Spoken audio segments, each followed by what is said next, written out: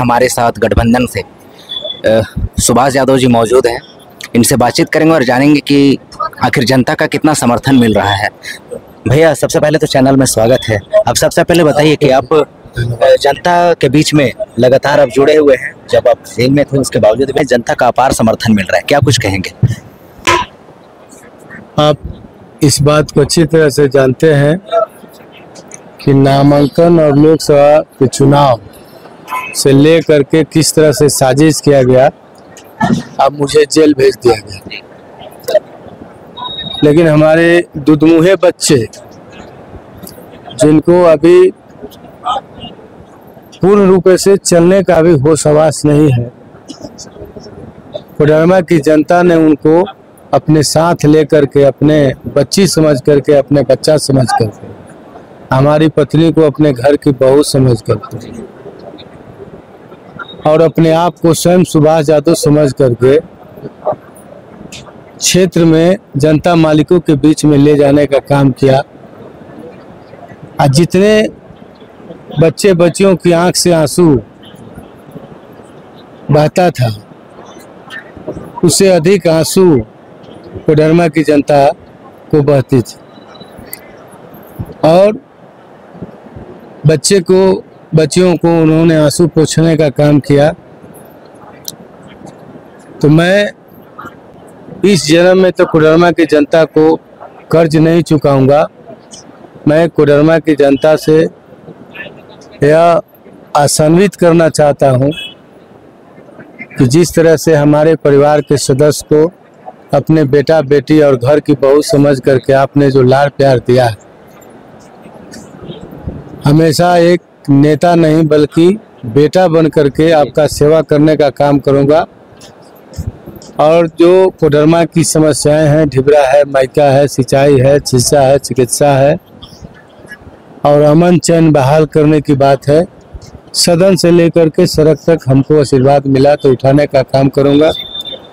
और नहीं रहने के बावजूद भी, चाहे हिंदू हो, मुस्लिम हो, सिख हो, ईसाई हो, सभी लोगों के, हमारे नेता आदरणीय श्री लालू प्रसाद यादव जी हमेशा कहा करते हैं कि जनता सर्वोपरि है, दस्तक देना और नतमस्तक करना होगा। तो मुझे समय नहीं मिला, हम तो केवल अपना हाजिरी बनाने के लिए जनता के अदालत में आए हैं। जनता चाहेगी तो हम जेल में रहेंगे या बाहर रहेंगे, जनता को निर्णय लेना है। और पुनः हमको 14 तारीख को बेउर जेल में पुनः भेज दिया जाएगा। इसे भी देखा जा रहा है कि जब लालू यादव जी जनसभा किए तो जनसैलाब उमड़ पड़ी थी। आपको जनता का अपार समर्थन मिल रहा है। ऐसे में देखिए कि आपकी लड़ाई जो है लगातार, जो विपक्षी पार्टी है उनसे लगातार जारी है। क्या लग रहा है कि कितना समर्थन मिल रहा है? विपक्षी पार्टियां जो है हमेशा झूठ मूठ के संकल्प लेता है। राष्ट्रीय जनता दल झूठ साठ की खेती नहीं करता है। देखे होंगे, सुने होंगे कि हमारे जो आर्थिक न्याय के प्रणेता तेजस्वी प्रसाद यादव जी, उन्होंने कहा था कि हम मुख्यमंत्री बनेंगे तो पहला हस्ताक्षर से 10 लाख नौकरी नौजवान युवकों को, युवतियों को मिलेगा। लेकिन डिप्टी सीएम रहने और 17 महीना के कार्यकाल में उन्होंने 3.5 लाख नौकरी दिया। 12,000 नौकरियां झारखंड प्रदेश के युवा युवतियों को मिला। तो महागठबंधन की सरकार बनने जा रही है और हेमंत सोरेन जी का पहला संकल्प है कि जो हमने काम किया मैया योजना, उसको अब दिसंबर से 2500 रुपया, फूले बाई सावित्री योजना, आंगनबाड़ी सहायिका सेविका, बिजली फ्री 200 यूनिट, यह सब काम हो गया है। अब रोजगार सृजन की बात होगी। अब पहला हस्ताक्षर उनको 5 लाख नौकरी देने का उन काम करें। अभी मैया सम्मान निधि योजना की आपने बात किया कि हेमंत सरकार ने महिलाओं के कल्याण के लिए मैया योजना पारित की थी और सभी महिलाओं के खाते में जो 1,000 रुपया भी आया और कैबिनेट में जो इसकी बात जब रखी गई तो 2500 रुपया की बात रखी गई। इसको देख करके बीजेपी ने गोगो दीदी योजना लागू किया और कहा कि जब हम जीत के आएंगे तो 2100 रुपया देंगे। क्या कहेंगे इस पर? गोगो योजना लाने के पहले भी सुने हुए कि भारतीय जनता पार्टी के लोग न्यायालय में PIL दायर किया था।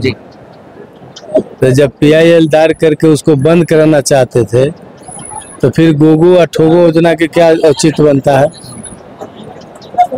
तो ये झूठ साच की खेती है। जनता पूछ रही है 15 लाख रुपया कहाँ गया। 2 करोड़ नौकरी प्रत्येक वर्ष देने का जिन्होंने वादा किया था।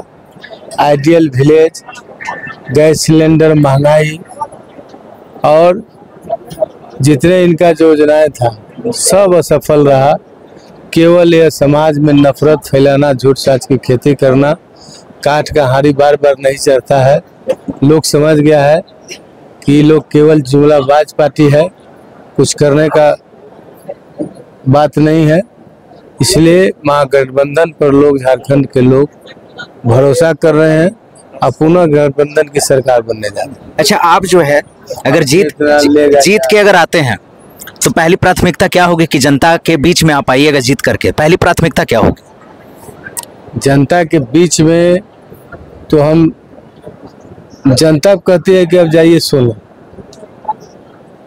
जनता के बीच में ही रहेंगे और जनता की समस्याएं हमारी समस्या, और जहां तक मुझे संभव होगा उसका पूरा करने का काम करें।